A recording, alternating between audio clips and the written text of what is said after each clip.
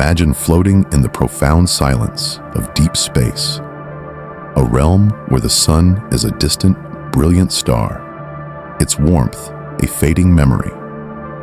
Out here, 3 times farther from our star than the Earth, the cold is absolute. It's a place of stillness where the universe sleeps. Comets, those ancient wanderers of ice and rock, are meant to be dormant here, their fiery tails and glowing comas reserved for their dramatic, sun-scorched passages through the inner solar system. Everything is supposed to be frozen, quiet, practically dead. And then you see it, an object that refuses to obey the rules, a traveler from an unknown star system, an emissary from a place with different physics, different chemistry, a different history. This is 3I Atlas, and it is doing something that should be impossible. It is hemorrhaging water into the void, exhaling a staggering 40 kilograms of vapor every single second. It's not a trickle, it's a torrent. In the freezing abyss, this comet seems to breathe. Astronomers, watching through their most powerful telescopes, can only whisper, "It's acting alive." But the story of this impossible object is only just beginning. Its breath is laced with mysteries, a strange green glow of nickel without its constant companion, iron, a delayed release of cyanide from its heart, and a chemical signature that whispers of an origin billions of years older than our own sun. It is a time capsule from an epoch of the galaxy we can only dream of seeing. As this interstellar enigma hurtles through our cosmic neighborhood, other strange events unfold. On Earth, citizen scientists, amateur astronomers with a passion for the unknown, stumble upon colossal, ghostly rings in the radio sky, the largest odd radio circles ever seen. In our own solar system, the planets Mercury and Ceres dance into a rare, perfect alignment in the October skies, prompting whispers and speculation on social media. Are these events connected? Is there a pattern in the chaos? And as if to add another layer of unreality, a commercial spaceflight by Blue Origin in the same month is shrouded in such an unusual silence that people begin to ask, did it even happen? Stay with me. We are about to confront these unsettling questions, weaving together these disparate threads into a single, multi-story tapestry of cosmic mystery. We will explore the science, the speculation, and the profound human need to find meaning in the things that defy our understanding. If these mysteries have you hooked the way they have me, make sure to hit that like button and subscribe to Stellify Science so you don't miss a single update as this story unfolds in real time. Drop a comment below with where you're tuning in from, what time it is there, and your theory on these world-changing discoveries. And if you want to help this community grow, share this video on X, Facebook, Reddit, or even just in your group chats. You're the reason we can keep chasing stories like this. So, thank you for having our back. The laws of physics are not suggestions. In the vacuum of space, they are absolute. One of the most fundamental is how energy dissipates over distance. The light and heat from our sun spread out in a sphere, and its intensity drops off with the square of the distance. Double your distance, and you only receive 1/4 of the energy. This is the inverse square law, and it governs the lives of comets. For a comet, solar energy is lifeblood. It's the engine that drives its activity. When a comet gets close enough to the sun, the ice on its surface doesn't melt. The pressure is too low. Instead, it sublimates. It turns directly from a solid into a gas, erupting from the nucleus and carrying dust with it. This process creates the iconic coma, the glowing head, and tail. Water ice, the most common volatile in our solar system's comets, needs a certain amount of energy to begin this process in earnest. Typically, this turn-on point is somewhere inside the orbit of Jupiter, around 2 to 3 astronomical units, AU, from the Sun, where 1 AU is the distance from the Earth to the Sun. 3I's Atlas shattered that rule. The first clue came from SWIFT, a NASA space telescope not designed to study comets, but to hunt for the most violent explosions in the universe. Gamma-ray bursts. SWIFT has a powerful ultraviolet optical telescope, UVOT. In early 2025, when it turned its ultraviolet eyes toward 3I Atlas, it spotted something that, according to our models, should not have been there. It saw a vast, shimmering halo of hydroxyl molecules, OH. Hydroxyl is the ghost of water. When a high-energy ultraviolet photon from the sun strikes a water molecule, H2O, it has enough energy to snap the chemical bond, breaking it into a hydrogen atom, H, and a hydroxyl radical, OH. Hydroxyl is unstable and glows faintly in the ultraviolet. Seeing it is an unambiguous sign that water was just there and it was being destroyed by sunlight. And SWIFT saw a lot of it. The numbers were staggering. At a distance of 3.51 AU from the Sun, well outside the typical activation zone, 3I Atlas was releasing 1.35 ACE 10^27 water molecules every single second. That translates to 40 kilograms per second, every second. To put that in perspective, that's like dumping a small car's worth of water into space every minute. This wasn't a whisper of activity, it was a scream.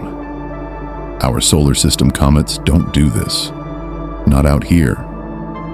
At this distance, they are cold, dormant, practically dead. The solar energy is simply too weak to drive such prolific sublimation of water ice. This immediately set 3I Atlas apart from the 2 previous interstellar visitors. The first, Oumuamua, was a complete enigma. Dry as a bone, with no detectable outgassing. Just a bizarre, tumbling rock speeding through our neighborhood. The second, 2I Borisov, was active.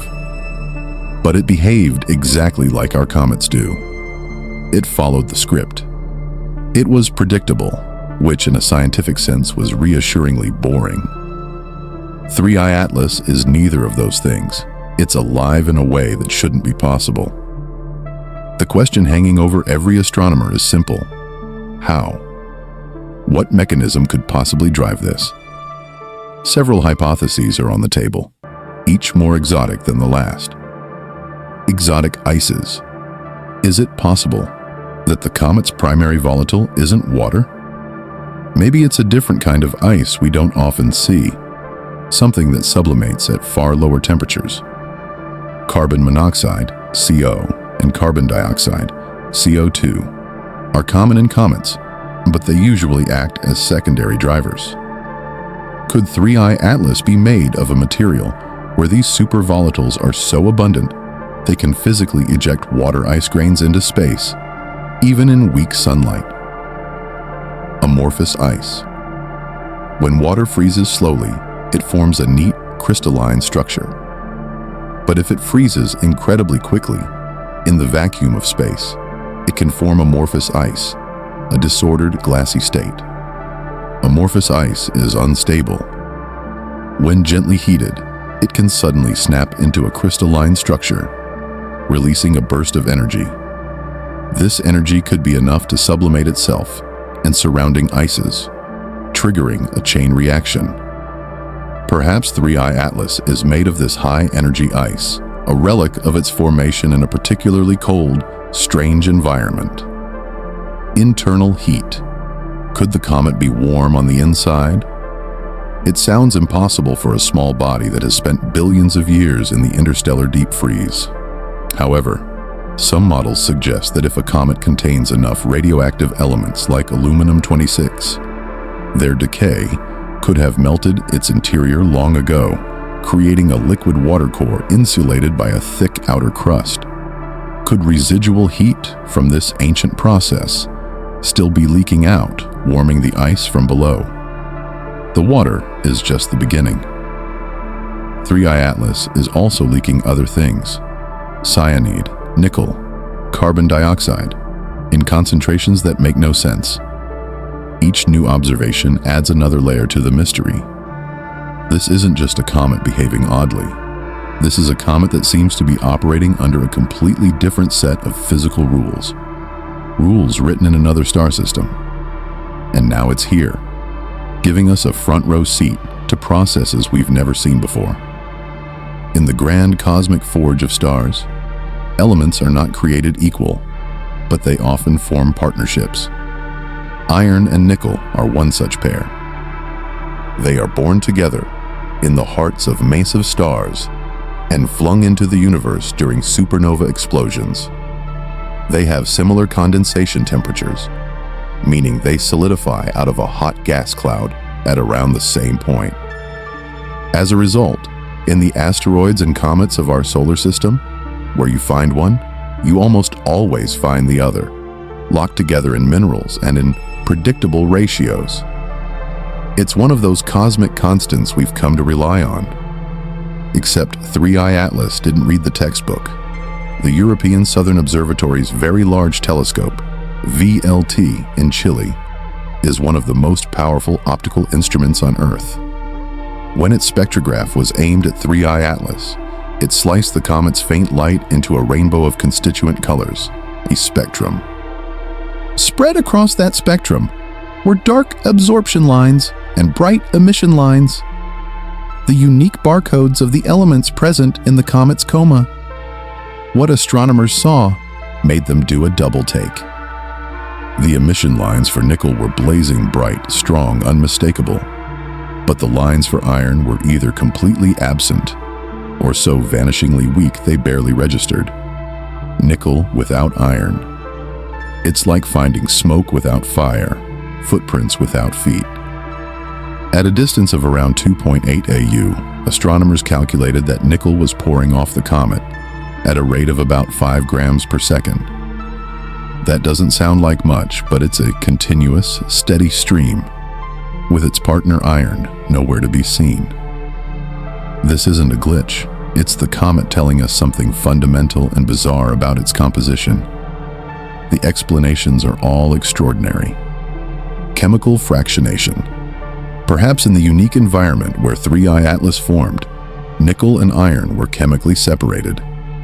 Imagine a scenario where nickel preferentially bonded with highly volatile molecules, like carbon monoxide, hitching a ride with the ices that sublimate easily. Meanwhile, iron got locked into more refractory, rocky minerals that need much higher temperatures to vaporize. This would create the decoupling we're seeing, where the easy-to-burn fuel, nickel compounds, is released first, while the hard-to-burn fuel, iron minerals, stays behind. Organometallic compounds. This is a more specific version of the first idea. On Earth, we can create molecules like nickel carbonyl, NiCO, where a nickel atom is bound to 4 carbon monoxide molecules. These compounds are extremely volatile. If 3I Atlas formed in a protoplanetary disk exceptionally rich in carbon monoxide, perhaps nickel got trapped in these kinds of molecules. When a little sunlight hits them, they decompose, releasing atomic nickel gas into the coma, while iron remains locked in solid grains. Space weathering. An object wandering interstellar space for billions of years is not untouched. It's constantly bombarded by high-energy cosmic rays and ultraviolet radiation. This sustained assault can profoundly alter surface chemistry. It's possible that this radiation processing created a very thin, nickel-rich surface layer, while iron was buried or chemically altered into a non-volatile form. What we're seeing might just be the comet's radiation-damaged skin, not its true bulk composition. A truly alien origin. This is the most exciting possibility. Stars are not all identical chemically. Older stars, stars from different parts of the galaxy, stars born from gas clouds, enriched by different types of supernova. they all have slightly different recipes. Perhaps 3I Atlas comes from a place where nickel was genuinely far more abundant relative to iron than it is in our neighborhood. Its birth star was chemically odd, and that oddness is now written into every molecule of this comet. Of course, spectroscopy is hard. It's possible iron is there, just below the VLT's detection limit, its faint signal lost in the background noise. But as the comet gets closer and heats up, if iron still doesn't appear, that would be revolutionary. It would tell us that planetary systems can form with such different metal chemistry that our models need a complete overhaul. Every new spectrum of 3I Atlas is a test, a chance to either confirm our understanding of the universe or shatter it. And right now, it's doing more shattering than confirming. The brightening of a comet should be a graceful, predictable affair. As it falls toward the sun, the increasing solar energy should cause a smooth, steady increase in sublimation, releasing more gas and dust, making the comet brighter. The physics is straightforward. 3I Atlas, however, is anything but straightforward. Observers noticed something strange about its color. Early on, far from the sun, the comet looked relatively neutral, perhaps slightly reddish, which is typical for distant, icy bodies whose surfaces have been tanned by cosmic rays. But as it moved closer, it began to turn green.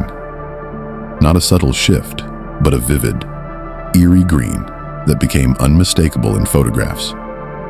This green light is the spectral fingerprint of two specific molecules, diatomic carbon, C2, and cyanide, CN, along with the atomic nickel we've already discussed.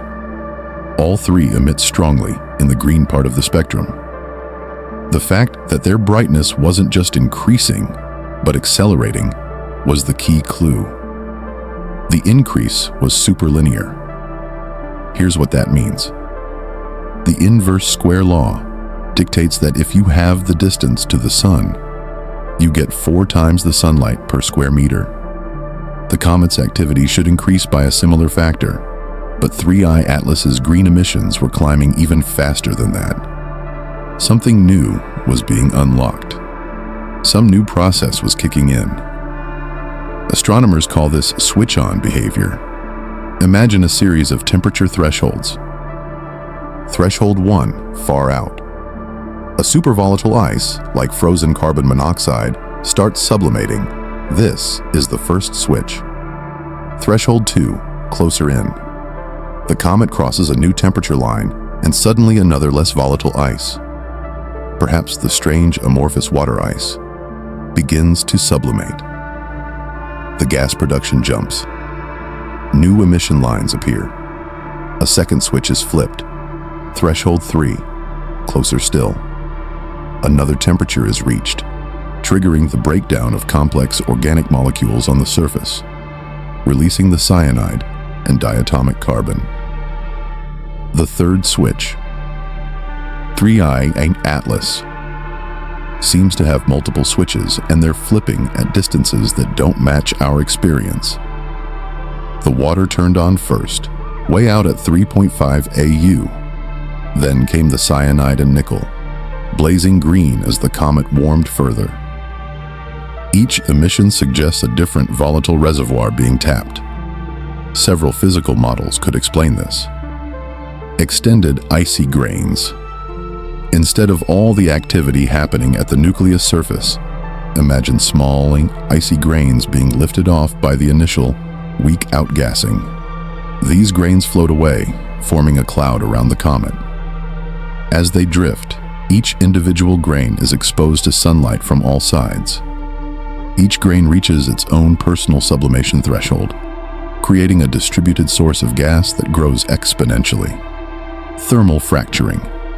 Comets are dirty snowballs, a fragile mix of ice and rock. As the surface heats and expands while the interior stays frigid and contracted, immense stresses build up. Eventually, something cracks. These cracks can propagate deep inside, exposing vast new surface areas of fresh, volatile ice that were previously insulated. The comet experiences a dramatic outburst. 3I's Atlas might be cracking itself open as it heats, revealing layer after layer of its frozen chemistry. This isn't entirely alien. We've seen comets in our solar system have sudden outbursts or split apart. But 3I Atlas is doing this on a schedule and at a distance that feels almost deliberate. The tension is building among astronomers. As it continues its inward journey, will more switches flip? Will we see new molecules we didn't expect? This isn't a predictable object. This is a cosmic drama unfolding in real time. Every object in space carries its history written in its trajectory. An orbit is a story of gravitational encounters, a map of where an object has been and where it is going. The orbit of 3I Atlas tells a story that spans billions of years and thousands of light years. The technical term for its path is hyperbolic, with an eccentricity greater than 1. In simple terms, this means its path is an open curve, not a closed loop like a planet's orbit. It came from the vastness of interstellar space, will make a single, sharp turn around our sun, and then depart, never to return. It is unbound, a free agent, a true wanderer. To pinpoint its origin, astronomers performed pre-covery. They searched through archives of old sky surveys for images of the comet taken before anyone knew it was interesting. They found it, a faint smudge on images going back to when it was 6.4 AU away, still inbound and cold. By stitching together these old and new observations, they reconstructed its trajectory with incredible precision. That trajectory points outward, back into the galaxy, but not just anywhere. By combining the comet's path with data from the James Webb Space Telescope, which has mapped the positions and motions of nearly 2 billion stars, astronomers can trace its motion backward through the galaxy. The answer is surprising. Our Milky Way galaxy has structure. Most stars, including our Sun, live in the thin disk, a relatively flat plane of younger, metal-rich stars. But there's also a thick disk, a puffier, more spread-out population of older stars that orbit on more tilted, eccentric paths. These stars are chemically different. They formed earlier in the galaxy's history, 7 to 10 billion years ago, when the universe had fewer heavy elements. The trajectory of 3I Atlas strongly suggests it came from the thick disk. If this is true, then this comet could be substantially older than our entire solar system. Our sun and planets formed 4.6 billion years ago. 3I Atlas could be a relic from a star system that was born, lived, and possibly died before the sun even ignited. Think about what that means chemically. The gas cloud that collapsed to form our sun was enriched by billions of years of supernova explosions. The gas cloud that formed a thick disk, star 7 billion years ago, had less of that enrichment. Its star system would have had lower metallicity, fewer heavy elements like iron, magnesium, and silicon. This might be the master key to its mysteries. A lower abundance of rocky elements could explain the weird metal ratios. Different initial conditions could lead to a dominance of CO2 over water. This comet might be a chemical fossil from a time when the galaxy was younger and the periodic table was emptier. Of course, tracing an object's path back through billions of years of galactic motion is fraught with uncertainty. Gravitational nudges from passing stars and giant molecular clouds can muddle the trail. But the fact that a thick disk origin is even plausible is extraordinary. We might be looking at a survivor, a time capsule from the ancient galaxy, delivering a sample of primordial chemistry to our doorstep. A comet is far more than just ice and rock. It is a cargo ship, carrying an exquisitely preserved inventory of the molecules from its birth environment. And 3i Atlas is carrying some very strange cargo. We've talked about the water, but the carbon dioxide is the real shock. In our solar system's comets, water is the king. It's the main volatile, the primary driver of activity. CO2 is a supporting player. In 3i Atlas, the script is flipped. Some measurements suggest that a staggering 95% of the volatile emissions are carbon dioxide, with water as the minority component. That is completely backward. Why would a comet be so CO2 rich? One possibility is formation temperature. The snow line in a protoplanetary disk is the distance from the central star, where it's cold enough for a particular volatile to condense into ice. Carbon dioxide ice condenses at a higher temperature. It's easier to freeze than water ice. If 3i Atlas formed in a warmer region of its disk, closer to its parent star than our comets did to the Sun, it might have preferentially incorporated CO2, while much of the water remained as gas. Then there's the cyanide, CN. It's a common cometary molecule, but in 3i Atlas, it appeared later in the warming sequence than the water. This delayed appearance suggests it might be trapped in more complex organic molecules that need extra energy to break down before releasing their cyanide component. All these ingredients, water, complex organics, cyanide, are the key precursors in prebiotic chemistry. If you wanted to design a package to seed a barren planet with the building blocks of life, you'd include exactly these things. This inevitably brings us to the elephant in the room, the panspermia hypothesis. This is the idea that life, or at least its chemical foundations, can spread through space on comets and asteroids. Let's be very clear. This is speculation. There is no evidence that 3i Atlas carries life, but it's not impossible in principle. The challenges are immense. Interstellar space is brutal. For millions of years, the object would be sterilized by cosmic radiation and ultraviolet light, which tear apart complex molecules like DNA. For life to survive, it would need to be buried meters deep inside the comet, shielded by ice and rock. But what might survive are not living things, but chemical fossils. Complex molecules synthesized in the comet's parent system, perhaps in the atmosphere of a planet or on its surface, could be incorporated into the comet and protected. If we could analyze them, they might reveal the atmospheric chemistry of an alien world, or the metabolic pathways from an extinct biosphere. They would be messages written in carbon and nitrogen, waiting to be decoded. This is why some scientists dream of intercepting an interstellar visitor, sending a spacecraft to match its velocity, land on it, drill into it, and analyze a sample. The technological challenges are immense. These objects are moving at tens of kilometers per second, but the scientific payoff would be incalculable. A sample from another star system, chemistry from another corner of the galaxy, answers to questions we've barely learned how to ask. 3i Atlas is too far, too fast. We won't catch this one, but it's showing us what's out there, and it's making us hungry for the next one. Sometimes the most important discoveries happen not because of a sophisticated algorithm, but because of a pair of human eyes and the intuition that says, "That's weird."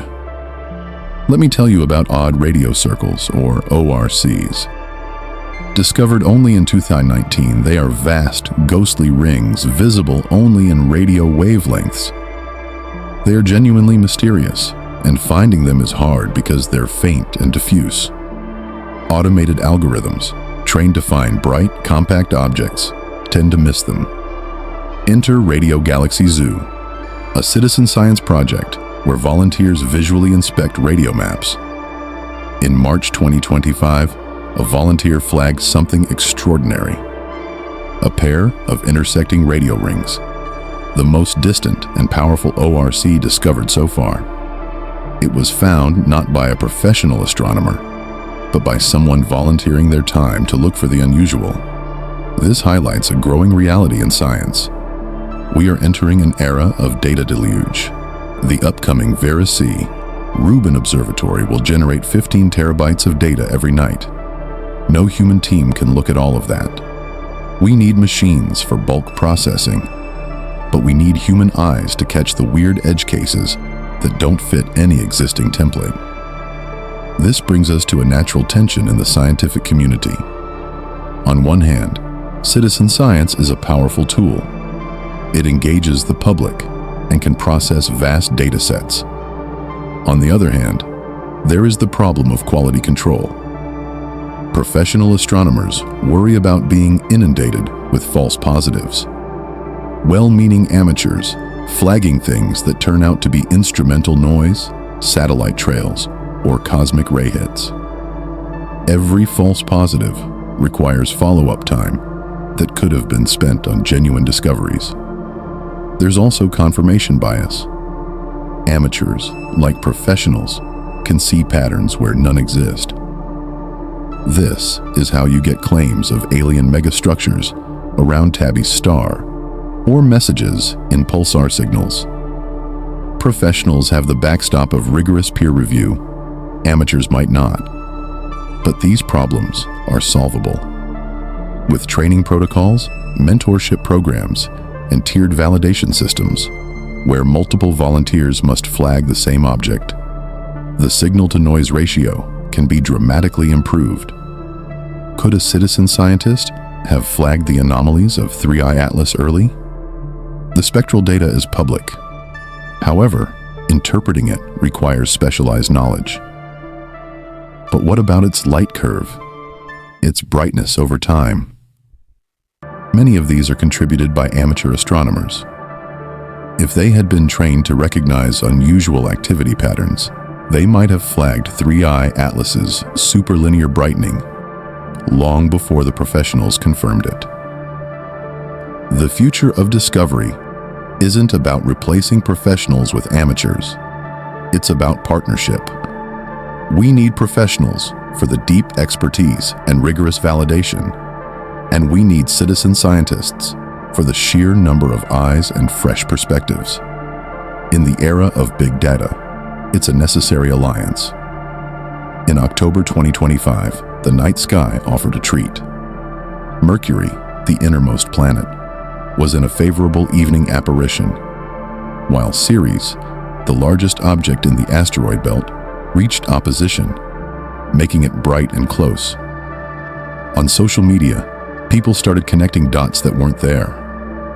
Mercury is visible, Ceres is visible, and this weird interstellar comet is acting up.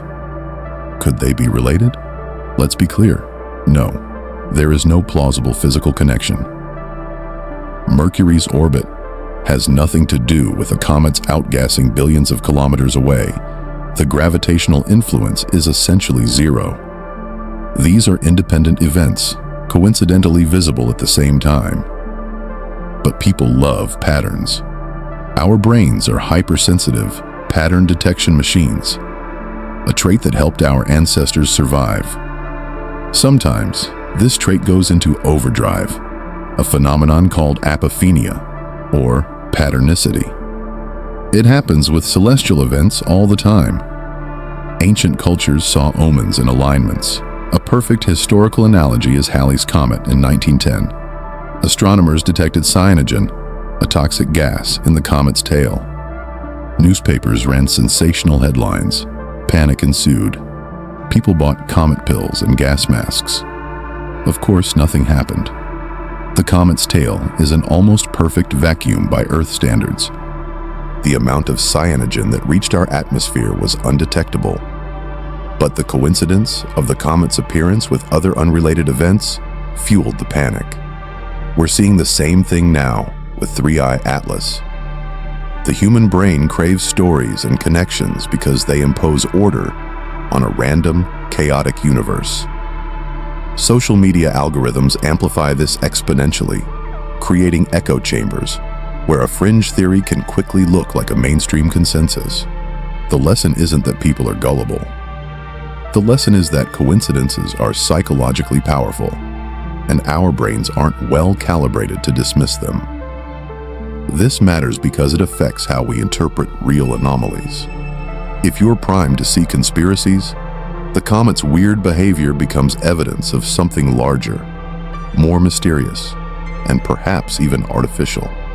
On October 8th, 2025, Blue Origin's mission NS-36 launched, flew, and landed. Another routine space tourism flight. That was the official story. But what was strange was the silence. No viral videos, no trending hashtags. A commercial spaceflight.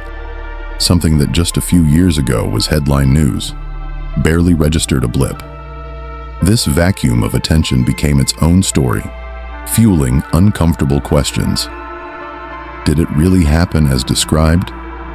Was the lack of publicity intentional? Contrast this with a Blue Origin flight just 6 months earlier, in April 2025. That mission exploded into public consciousness, but not in the way the company wanted. It was flooded with conspiracy theories.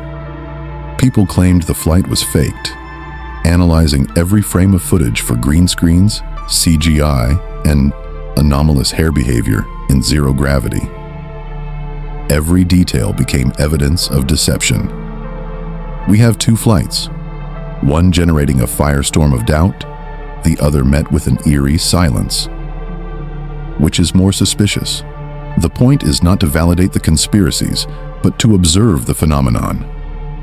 We project narratives onto ambiguous events, and we do the exact same thing with natural mysteries in the cosmos. Think about Oumuamua in 2017. It was elongated, tumbling, and, most critically, accelerating away from the sun faster than gravity alone could explain. Scientists proposed natural explanations, outgassing of invisible gases like hydrogen or radiation pressure on an object of incredibly low density. But a subset of scientists, most notably Harvard's Avi Loeb, proposed something else. What if it was an artificial light sail, a thin sheet of material pushed by starlight, either an active probe or a piece of derelict alien technology? The same happened with Tabby's star, a star showing bizarre, deep, and irregular dips in brightness. The most sensational hypothesis was an alien megastructure, a vast swarm of solar collectors. The leading scientific explanation is now a cloud of circumstellar dust, evidenced by the fact that the star's light is dimmed more in blue wavelengths than in red, something a solid object wouldn't do. Every mystery, Orsees, fast radio bursts, 3i Atlas, becomes a screen onto which we project our deepest hopes and fears. Are we alone? We have an existential longing for contact, and every anomaly is a door that might open onto something extraordinary. 3i Atlas is a mirror.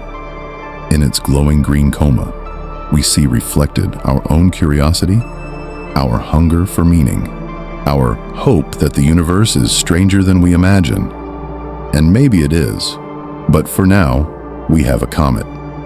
A weird, fascinating, but probably natural comet. And that's enough, because even natural mysteries are extraordinary. Let's zoom out and piece this all together. 3i Atlas isn't just a single oddity, it's a profound message, a data point in a galactic library that we are only just beginning to read. Imagine the galaxy as an archive. Over billions of years, every planetary system that forms is a chaotic construction site. Planets migrate, gravitational tugs of war ensue, and countless comets and asteroids are ejected, flung out into interstellar space. Each of these objects is a message in a bottle, carrying a pristine sample of the chemistry of its home system.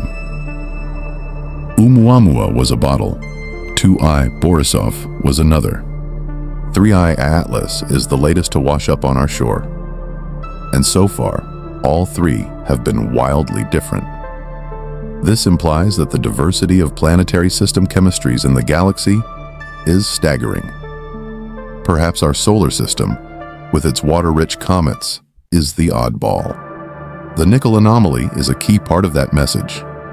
It's a chemical fingerprint telling us about the star factory, where 3I Atlas was born. If it truly comes from the thick disk, it's a direct sample of the chemical evolution of our galaxy from a bygone era.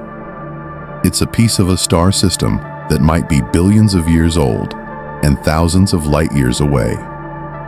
We are reading history, written in atoms, and there are more of these messages out there.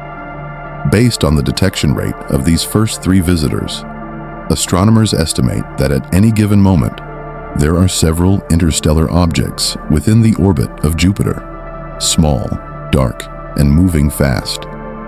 We are missing thousands.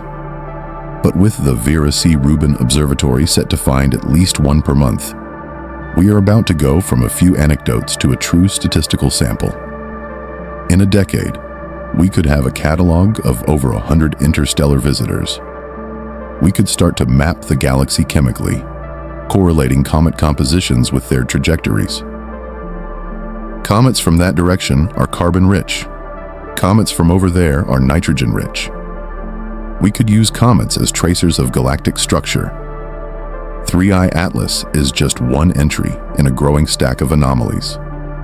We live in a new era of astronomy, where our instruments are so powerful, we are finding things faster than we can explain them.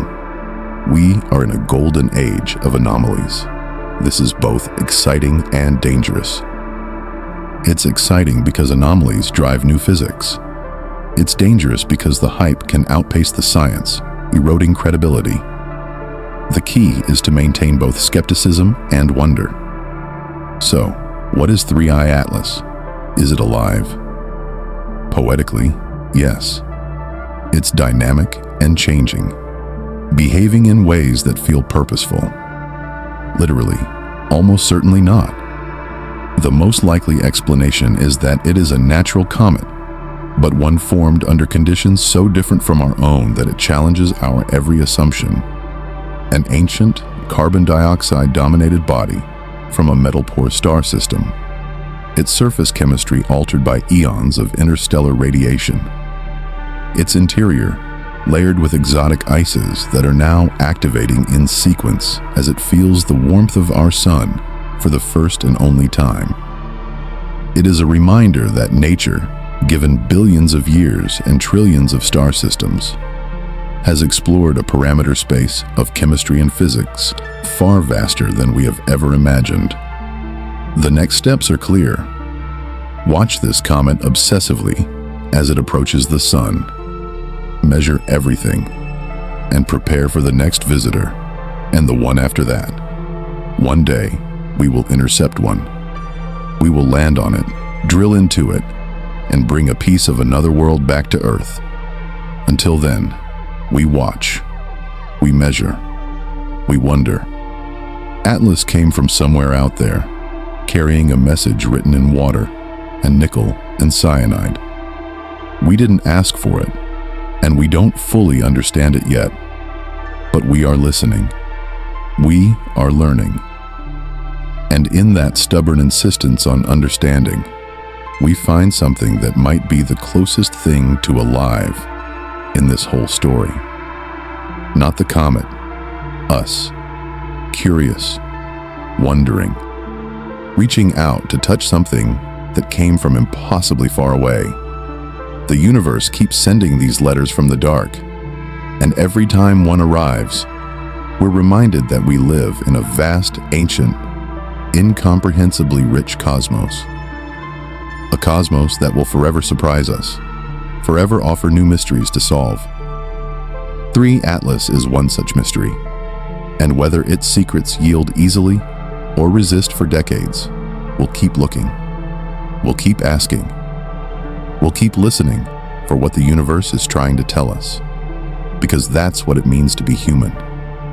To see something strange in the night sky and to refuse to look away.